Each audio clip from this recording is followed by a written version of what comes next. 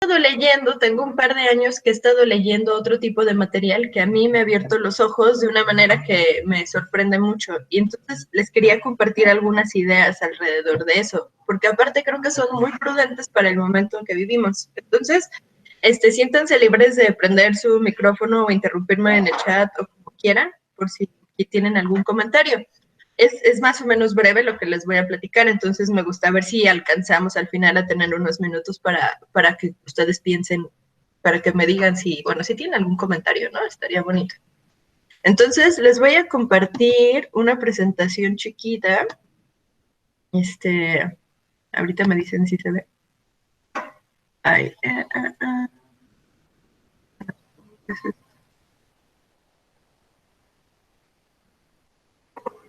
a ver.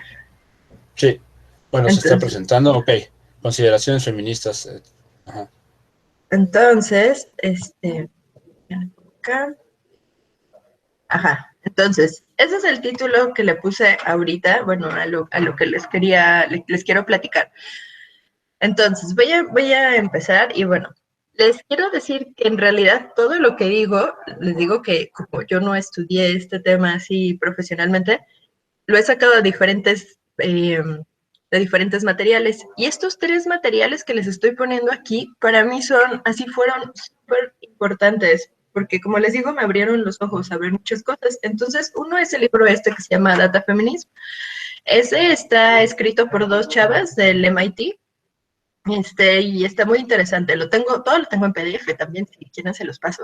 Entonces, otro de acá es una compilación que hicieron, el que dice Investigación Feminista, Epistemología, Metodología y Representaciones Sociales.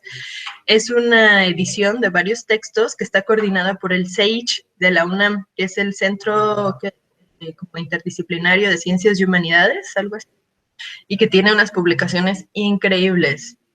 Y el otro es este artículo que de verdad me parece que también es una lectura casi obligada, también que se llama Epistemología Feminista, la subversión semiótica de las mujeres en la ciencia. Me gusta mucho ver, pues, que claro, que todos aquí tenemos al menos en la ciencia, ¿no? En común. Entonces, bueno, a ver, fíjense, les voy a contar como algunas cosas que aprendí en estos libros y luego ligarlos con ejemplos para ir hacia donde quiero ir. Entonces, espero que lo encuentren prudente. Bueno, en realidad todo esto parte, y ahorita van a ver por qué, de que el poder, ahorita vamos a ver qué quiere decir poder, pero el poder no se distribuye de manera equitativa en el mundo, ¿no?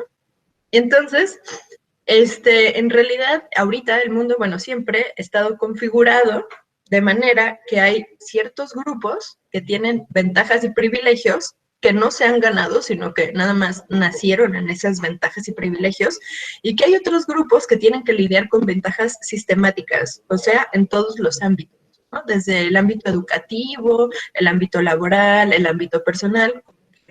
Entonces, si partimos de ahí, bueno, espero que esto no les parezca muy atrabancado, porque resulta que de uno de los textos que les puse, del de Diana Mafia, hay algo que a mí me pareció interesante, porque bueno, en realidad esta conexión que tenemos entre conocimiento y poder, pues es obvia, ¿no? Sabemos que el conocimiento implica poder.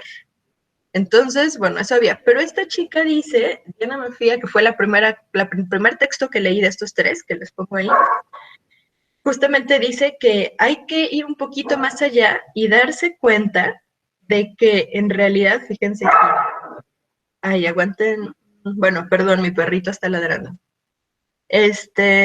Bueno, no simplemente en el sentido obvio de que el acceso al conocimiento entraña un aumento del poder.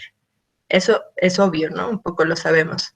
Pero de un modo más controvertido, en realidad, que el reconocimiento de que la legitimación de las pretensiones del conocimiento está íntimamente ligada con redes de dominación y exclusión. O sea, quien puede conocer, quien puede acceder al conocimiento y el conocimiento que es validado está también relacionado con las redes de dominación de exclusión, o sea, con los grupos que tienen poder y con los grupos que no los tienen. Entonces, otra pequeña definición, y van a ver que va a ir tomando forma esto. Bueno, ¿de quiénes estamos hablando? Y entonces, ¿quiénes son los grupos de poder y los grupos que no tienen poder? Entonces, hay un término que dentro de los estudios así feministas se usa mucho, que es el término minorizado. Entonces, minorizado, fíjense que está relacionado con como menor, que podría ser tanto en tamaño, pero también como alguien menor de edad, como alguien que no tiene la capacidad de tomar decisiones. De hecho, pues desde Aristóteles, ¿no? También una cita por ahí de Aristóteles donde él dice, pues, que hay gente, por ejemplo, que los niños no pueden tomar decisiones, necesitan a los adultos que los guíen, y que las mujeres tampoco pueden tomar decisiones, necesitan a los adultos, ¿no? Al hombre libre que tome decisiones por ellos. Bueno, entonces, los grupos y los sectores minorizados son aquellos que no pertenecen a los grupos de poder, y fíjense que eso en realidad hay como muchas clases, muchas maneras de verlo. Entonces, en relación al género, son las mujeres. Las mujeres no tienen el poder porque el grupo de poder en relación al género son los hombres. Entonces, a esta opresión se le llama sexismo. Pero no solo eso, va más allá. En relación a la raza, pues las que tienen el poder, quien tiene el poder son las personas blancas. Entonces, a esta opresión se le llama racismo. En relación a la clase, las personas que tienen el poder son las ricas y educadas, entre comillas, porque han tenido una educación, pues, justamente la que hablábamos hace un ratito, la que se legitima esas. Bueno, pues los que no lo tienen son los grupos minorizados, y esa opresión se le llama clasismo. Ahora, fíjense que en realidad, en términos de cantidad, cada uno de estos grupos no son minorías.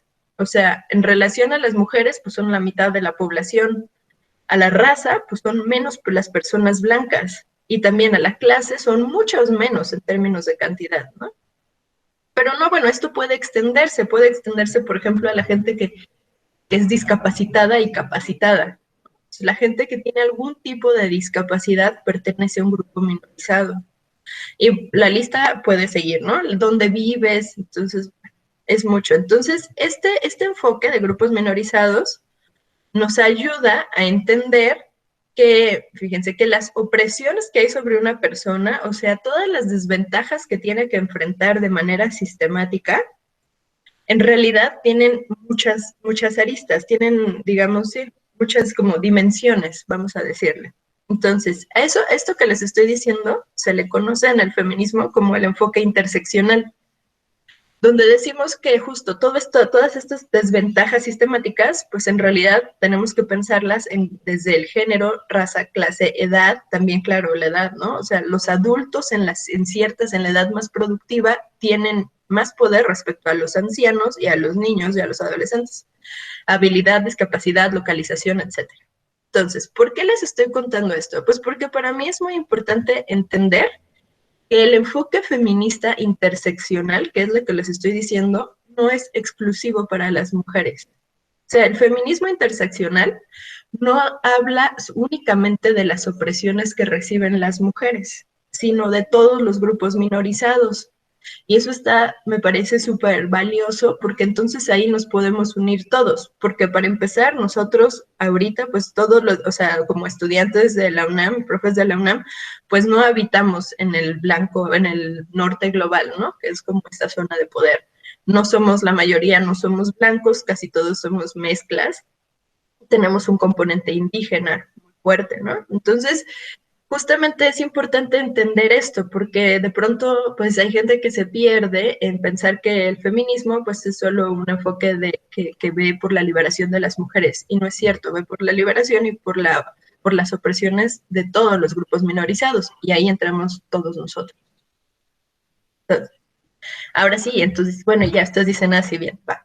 Pero ¿y esto qué tiene que ver con esta clase, con mi carrera, con la ciencia de datos? Fíjense que los libros, bueno, uno de los libros habla de ciencia de datos. Por ciencia de datos yo me voy a referir en realidad al uso de datos. Puede ser lo que hacen ustedes o puede ser otro tipo de uso de datos, pero en realidad es esto de tener datos y construir modelos.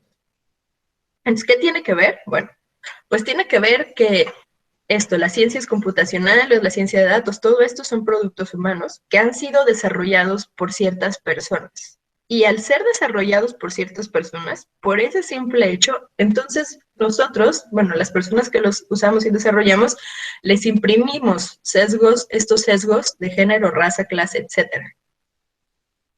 Ahora, ¿eso por qué es grave? Pues eso es grave porque eso ha formado ahorita los cimientos de, bueno, ese término no sé en realidad si les gusta, ¿no? Pero bueno, esta infraestructura digital, creo que se entiende un poco, ¿no? De cómo funciona la sociedad. Y el problema es que eso está contribuyendo a las opresiones de los grupos minorizados. O sea, esto en la infraestructura digital nos está ayudando a mantener a que los grupos de poder sigan teniendo el poder y los grupos minorizados sigan siendo grupos minorizados y sigan enfrentando ventajas y desventajas sistemáticas.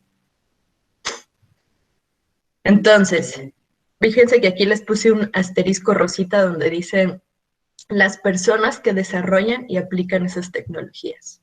Bueno, pues las autoras de todos estos textos sostienen que eso es muy importante, que el reconocer quiénes son estas personas que desarrollan y aplican estas herramientas y estas técnicas, para ver cuáles son los sesgos que tienen estas personas es un paso importante. Y pues nosotros podemos checar por un montón de estadísticas que en su mayoría son hombres heterosexuales, cisgénero, blancos, que viven en el norte global. Hay una minoría de mujeres, hay una minoría de gente con otras sexualidades, cisgénero se refiere a la gente cuyo género coincide con el que le asignaron al nacer, o sea, estamos excluyendo a la gente trans, ¿no? Blancos, bueno, sí, ahora hay cada vez más injerencia de gente, tal vez, por ejemplo, de la India, pero en realidad quien tiene el poder es la gente de la India o de México, más mano de obra que la gente que realmente tiene el poder en sus manos. Entonces, es importante reconocer quiénes son, porque a esas personas le van a imprimir sus sesgos que los van a mantener como grupos poderosos a los productos. Entonces, otro esquemita que me parece interesante y que plantean en el libro de Feminismo de Datos, y esto es interesante porque estoy tratando de resumir algunas herramientas que les pueden dar ideas. Entonces, esta otra herramienta que se llama matriz de dominación, en realidad está tomada de otro libro, de esta autora, Patricia Hill Collins, ¿no? Que se llama Feminismo Negro. Bueno, el pensamiento feminista negro. Entonces, esta pensadora propone que los sistemas de poder están configurados, dice, como en estas 4 partes, hace como hay un plano cartesiano, ¿no? El estructural, el disciplinario, el hegemónico y el interpersonal. Entonces, muy brevemente, voy a pasar por ellos, pero muy, muy brevemente. Entonces, lo que ella está tratando de explicar es cómo, pues, justamente las ventajas, no hay que perder de vista, son las ventajas y desventajas sistemáticas. Entonces, estructural, el dominio estructural, ella le llama esto dominios. No sé si la traducción sea correcta, lo dice en inglés domain, y no sé si queda claro que un dominio, pues es que representa un dominio, puede ser un conjunto, pero también puede ser un poder, un control, ¿no? Un control, entonces el control, digamos, estructural. Entonces, eso está formado por leyes y políticas, y por las instituciones que las implementan. Entonces, este dominio, que les digo que esta palabra no me acaba de convencer, pero no supe cómo traducirla, le pensé, pero no se me ocurrió. Organiza y codifica la opresión. Entonces, por ejemplo, digamos, el seguro popular, ¿no? Entonces, existen algunas cosas donde uno quisiera que la gente justamente más en desventaja pudiera acceder, pero, por ejemplo, hay leyes y políticas. O sea, si no tienes tu CURP, no puedes acceder a esos servicios. Y pues fíjense que hay un montón de gente que viene, por ejemplo, deportados. Ese problema lo vimos ya una vez trabajando justo con el Instituto del Migrante. Entonces, la gente, a muchos adultos que vivieron toda su vida en Estados Unidos, de pronto los deportan, no les dan nada, no llegan sin una identificación, llegan sin una CURP. Entonces, no pueden ni siquiera aplicar, postular, como solicitar ayuda, porque no tienen una CURP. Ese es el tipo de políticas que están oprimiendo a las personas de manera estructural. Luego, el siguiente dominio es uno que le llaman ahí el disciplinario, que este es el que administra la opresión, implementa las leyes y políticas a través de la burocracia y jerarquías. Entonces, El problema es la ley donde establecen que para poder acceder al seguro popular o a otro tipo de apoyos tienes que tener una CURP.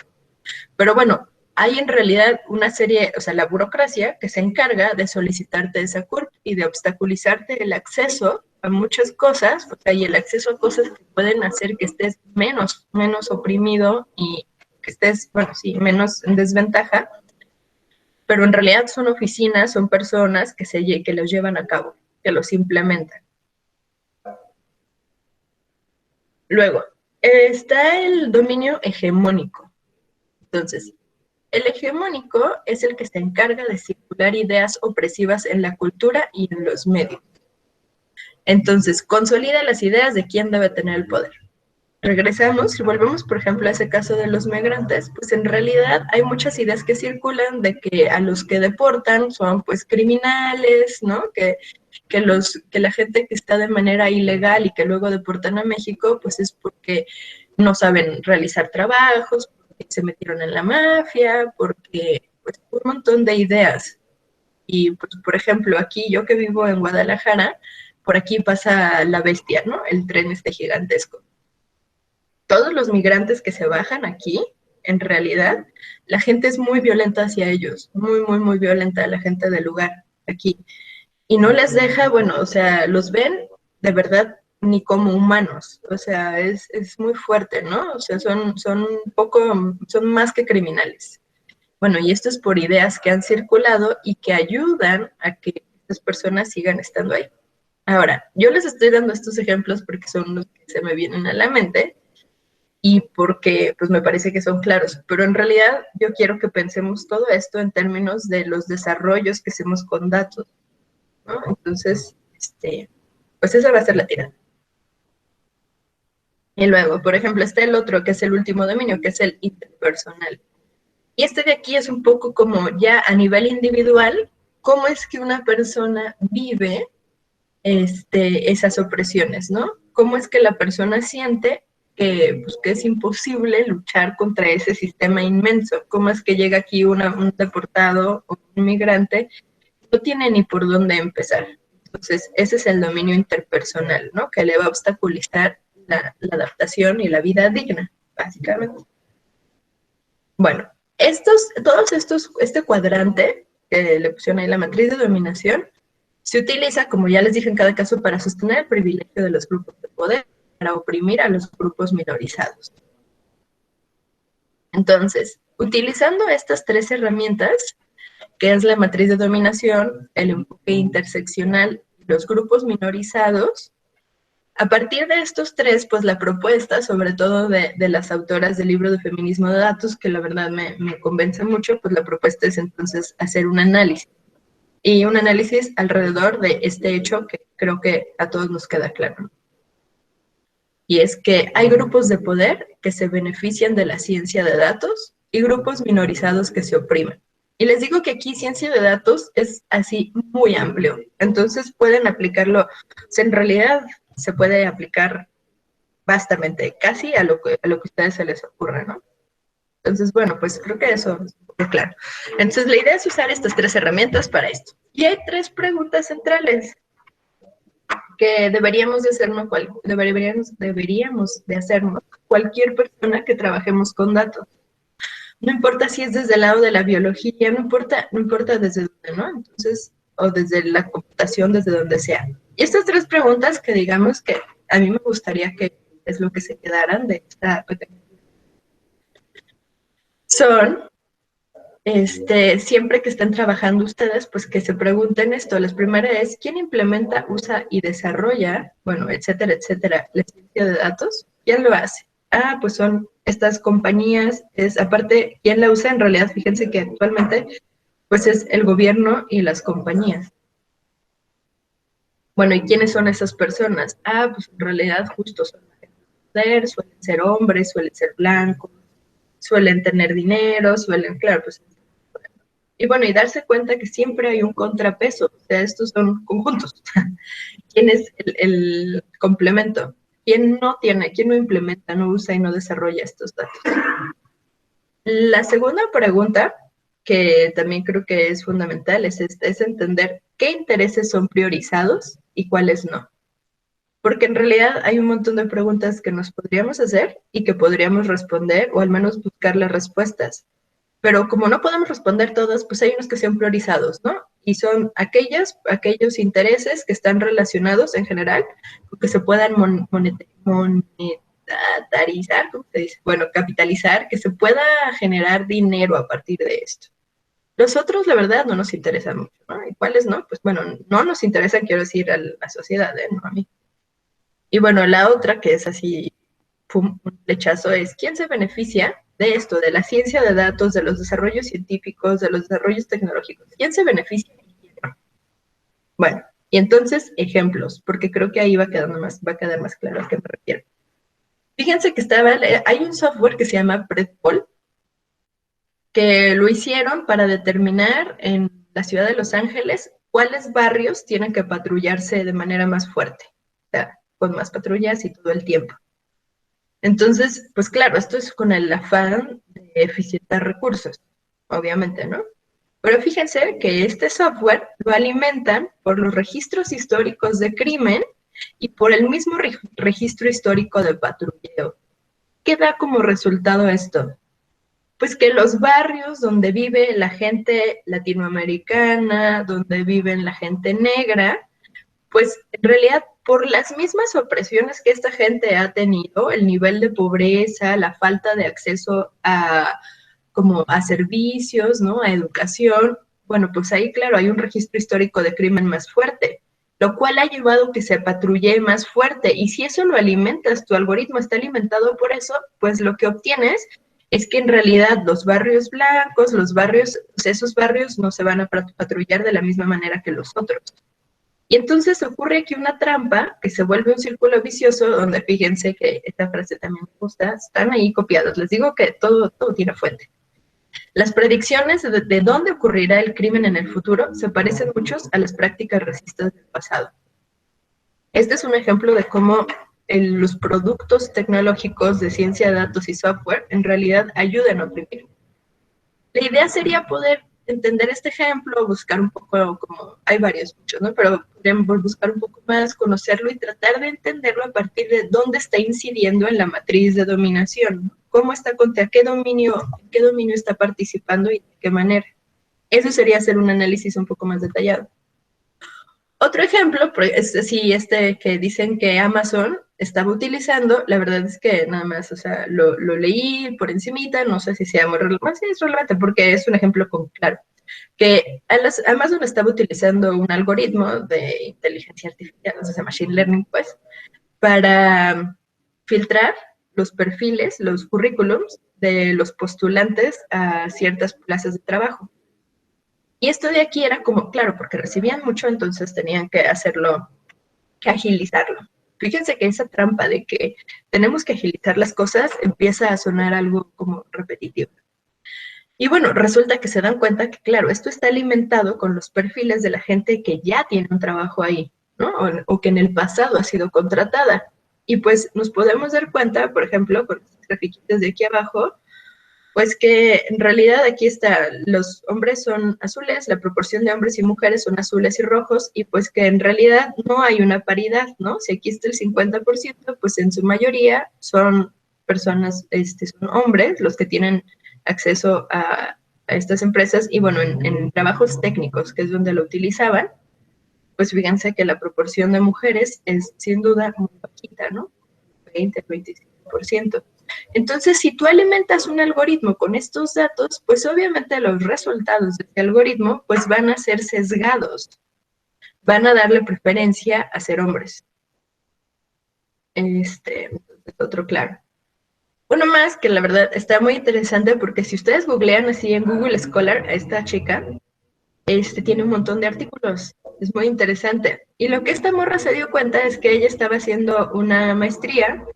Ella estudió ciencias computacionales, no me acuerdo qué universidad, pero luego estaba haciendo una maestría donde tenían que hacer unos algoritmos de reconocimiento facial y se dio cuenta que su cara no era reconocida.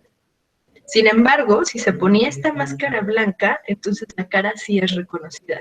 Y estudió en Estados Unidos, entonces justamente pues había mayoría de estudiantes blancos, también por ser una carrera técnica, ¿no? En la universidad, pues principalmente blancos. Entonces resulta que ella se da cuenta y dice, no es posible que su cara no es reconocida, y sin embargo, si te pone esta máscara así súper simple, ya reconocía dónde está la nariz, la boca y demás. Entonces cuentan por ahí, por ejemplo, pues que entonces dijeron, no, pues ¿qué está pasando? Pues que con los datos que se estaba entrenando este algoritmo, pues tenían muy pocas caras negras, caras de mujeres negras. Y entonces dijeron, esto se puede solucionar, vamos a conseguir más caras negras. Y entonces ahí aplicaron pues otra de estas truculentas soluciones, donde le compraron a Zimbabue caras de sus habitantes, fotografías, registros de caras de sus habitantes para poder alimentar esta base de datos, pero a cambio le dieron herramientas para que el gobierno de Zimbabue pudiera vigilar a su población, ¿no? Entonces, de nuevo, pues esto está tremendo porque siguen oprimiendo a la gente en desventaja. Entonces, bueno, un problema, y que es algo que yo quisiera, bueno, creo que deberíamos de hacer nosotros, es que es siempre identificar los datasets con los que estamos trabajando, identificar cuándo esos datos están sesgados. Por ahí, bueno, mi otro compañero Rafa decía, les llamaba no balanceados, ¿no? Y cuáles son sus posibles implicaciones. A partir de estos datos sesgados, ¿quién se está viendo beneficiado y quién se está viendo, pues, oprimido? Ahora, otro problema que no lo puse en los, bueno, no es de los ejemplos, ¿no? Pero es claro, también tiene que ver con los datasets. Hay datos que ni siquiera se colectan. Y esos datos casualmente son aquellos que se relacionan con afectaciones de los grupos minorizados. Entonces, esta otra chica de acá, también estadounidense, tiene un proyecto súper bonito que se llama Missing Datasets, o sea, los datasets faltantes. Y entonces, la verdad, está súper bonito. Tiene dos cosas. Uno, en su GitHub, tiene estas listas de datasets que deberían de existir y no existen, pero además tiene un objeto físico que que expone, que es justamente un gabinete, como un archivero, donde están datasets que ella considera que deberían de existir, sin embargo no existen, ¿no? Entonces, por ejemplo, están como las estadísticas de los inmigrantes documentados que son asesinados, ¿no? O por aquí viene, no sé, bueno, por ejemplo, que dice aquí, ranking de masacres por número de muerte, ¿no? Bueno, dice, la lista pública de los ciudadanos que están en observación, bueno, como surveillance, ¿no? Que los están observando. Sí, y está muy interesante, por ejemplo, porque también todo esto nace, bueno, o sea, aparentemente leí que había, por ejemplo, no hay un registro de muertes al nacimiento de mujeres blancas contra las demás mujeres, porque aparentemente las muertes al nacimiento de mujeres blancas son muy poco comunes, pero en otros contextos, o sea, mujeres negras, latinoamericanas, porque bueno, esta chica es estadounidense, no están bien contados, ¿no? Ni siquiera hay un registro. Entonces, pues bueno, este es el problema de los datasets que no existen. En el caso de México, es increíble el trabajo de esta chica, de María Salguero. Yo creo que ya lo han visto por ahí. Pues no existe un dataset de los feminicidios en México. O sea, no existe de manera oficial. No se lleva un registro de manera oficial. También, pues, porque apenas ya ven que esta categoría de feminicidio les cuesta mucho trabajo. Yo no sé por qué, les cuesta mucho trabajo a mucha gente. Y entonces esta chica hace este mapa que está en esta dirección, y si ustedes le dan clic a cualquier crucecita, vienen los datos de ese feminicidio, ¿no? ¿Quién fue esa mujer que la asesinaron? ¿Cuándo? ¿Cómo? ¿Por qué? ¿Cómo encontraron el cuerpo? Es una experiencia muy dolorosa entrar, pero es muy importante porque no existía ese registro. Entonces, por ejemplo, esto es una propuesta para ir en contra para tratar de sanar un poquito ese problema de los datos.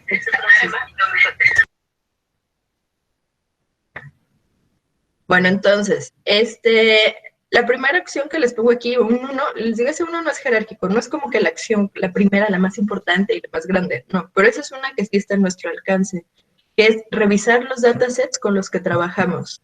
Y revisarlos no en términos de curarlos y que, claro, que correspondan con el tipo de datos, sino hacer un análisis nosotros de esos datasets, qué información tienen, qué les está faltando. También, por ejemplo, hay un dataset, está en los datasets abiertos del gobierno, hay uno sobre interrupción ilegal del embarazo, o sea, de abortos, y en realidad yo dije, wow, qué chido, voy a poder verlos. Y los abres y traen, o sea, la mayoría de las columnas están vacías.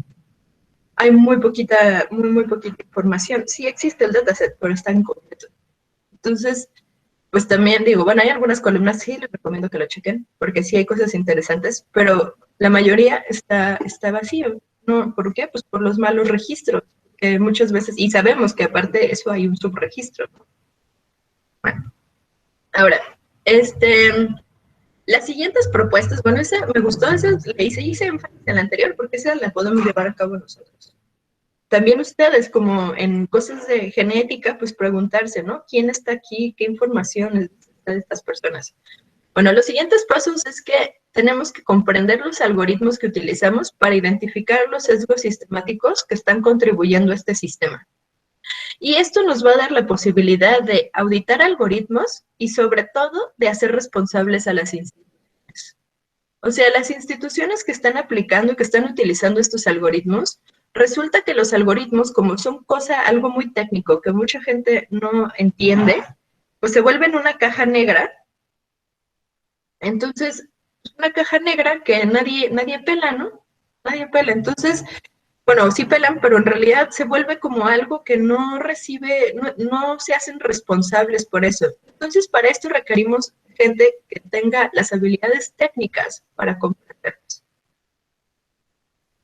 Y bueno, algunos pequeñas notitas más que me parecen interesantes es que tenemos que combatir la creencia de que los datasets y algoritmos son menos parciales y discriminatorios que las personas y por lo tanto objetivos. O sea, entender que eso no existe, ¿verdad? Que todos los datasets y algoritmos con los que trabajamos tienen impresos sesgos.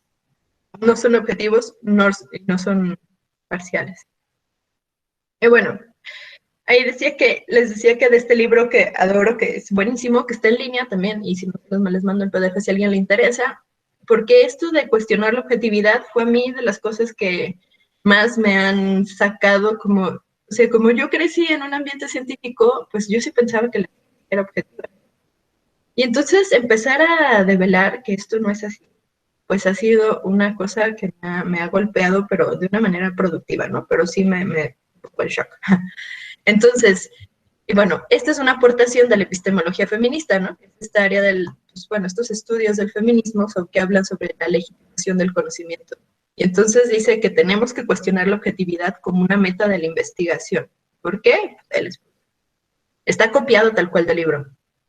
Por su uso como medio de control, ¿no? El desapego emocional y la suposición de que hay un mundo social que puede ser observado de manera externa a la conciencia de las personas, y porque da lugar a proyectos y usos racistas, imperialistas y androcéntricos.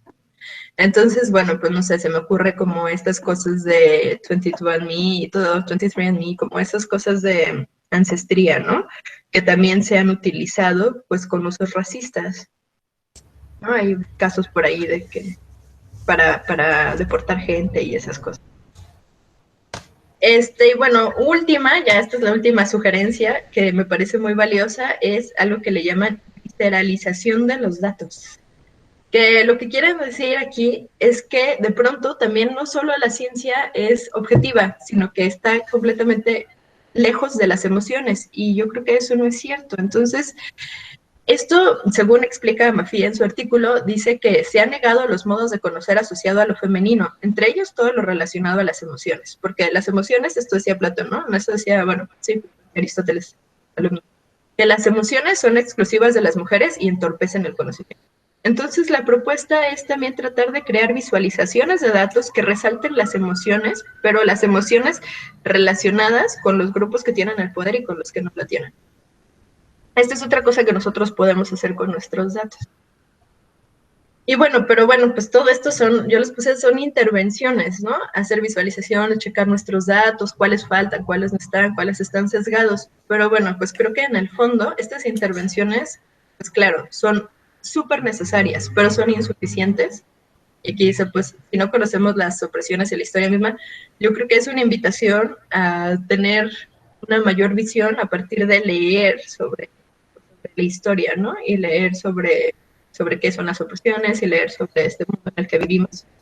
Y pues eso es necesario porque este background nos da, esto de aquí, estas lecturas nos pueden dar entonces la idea de cómo aplicar las intervenciones. Sin embargo, no estaríamos modificando pues no estaríamos modificando tal cual las raíces de las opresiones. Y vuelvo a estas preguntas que les puse hace ratito, ¿no? Que ya las habíamos leído. Y hay una última que de pronto ella de ahí dice, por ahí dicen, bueno, ya estas tres las podemos en realidad llevar a la práctica con una pregunta que dice, todos los que trabajamos con datos tenemos que hacernos esta pregunta. ¿Debe existir este producto o dataset en el que estoy trabajando? Porque puede existir, pero la pregunta es, ¿debe existir? O sea, tenemos que llevar a cabo, tenemos que generar estas herramientas que nos ayuden a eficientar procesos a costa de las, pues de otras personas. Y bueno, pues en realidad, con eso quisiera cerrar. Ese era es el último, pues sí, la última diapositiva que tenían. Y no sé qué les parece, no sé si les suena, no les suena. Sí, ¿Les gusta, wow. no les gusta? Wow, o sea, sí está bien interesante porque todo me sonó. Bueno, a mí, y no sé si los chicos, si quieren, y si les voy a pedir que por favor, bueno, o sea, yo sé que igual están en una fase de formación, siguen en la universidad, y creo que también por eso es bien importante, pues estas preguntas que tiene ahí Silvia en su diapositiva son fundamentales, y la perspectiva de la matriz, es decir, si nos puedes pasar esa diapositiva en particular, como consejo de alguien que ya estuvo estoy en la FAC, y he visto algunos ejemplos, también Marisol, seguro los consejos que les dé son muy importantes. Pero esa matriz creo que si se la pueden tratar en este tipo de relaciones. Perdón. Sí, claro, y nosotros que trabajamos en la técnica, sí sigo presentando, ¿verdad? Sí. Ok, va. Sí, nosotros que trabajamos en esto en la técnica, pues me parece que sí hay que tenerlo, y más a ustedes que están empezando sus carreras, como a mí esto me llevó a decir, no manches, ¿y en qué he trabajado? ¿Qué he hecho? ¿Por dónde? Como a cuestionarlo todo. Pero pues creo que es importante también. ¿Y cómo te metes solito el pie, no? En la matriz de dominación decías sobre el aspecto interpersonal, es decir, ¿cuánta de esta estructura jerárquica no se mantiene? Si no es a partir de aprovecharte de prejuicios que ya tienes sobre ti, ¿no? O sea, llegas a la facultad o trabajar en algún grupo de investigación y la burla ahí medio, o sea, la forma de atacar y de cuestionar un trabajo muchas veces es a partir de burlarte de cosas que ya sabías que iban a funcionar. O sea, justo lo tienes al final también, ¿no? El sacarle provecho a relaciones históricas como pues sí, o sea, el tipo de humor que de repente se hace sobre chistes feministas, o el tipo de ser muy objetivo a partir de ser súper cruel. Ah, sí, sobre esta cuestión que dice sobre las emociones, ¿no? Claro. Hay que criticar el aspecto emocional porque no es objetivo, ¿no? Este fundamento de la objetividad, ¿cómo es tramposo, pues, no? Sí, totalmente. Sí, entonces tener mucho cuidado con eso, porque en serio, pues, no sé, yo pasé así, pues, no sé, 35 años de mi vida creyendo que la ciencia era objetiva y que eso era súper importante, ¿no? Y son apenas unos años donde dije, ay, caray, que no era así. Sí, si quieren aportar, o seguro lo han de sentir. Entonces, las dudas que tengan, igual que en la parte técnica, son aquí necesarias y válidas, ¿no? Bueno, no sé si Marisol quiera. Oye, chico, mi pregunta es si seguimos grabando las opiniones y conversación. Ah, bueno, sí, tienes razón. Bueno, aquí le voy a cortar. Claro, esperen, les voy a dejar, miren, por acá les puse mi correo.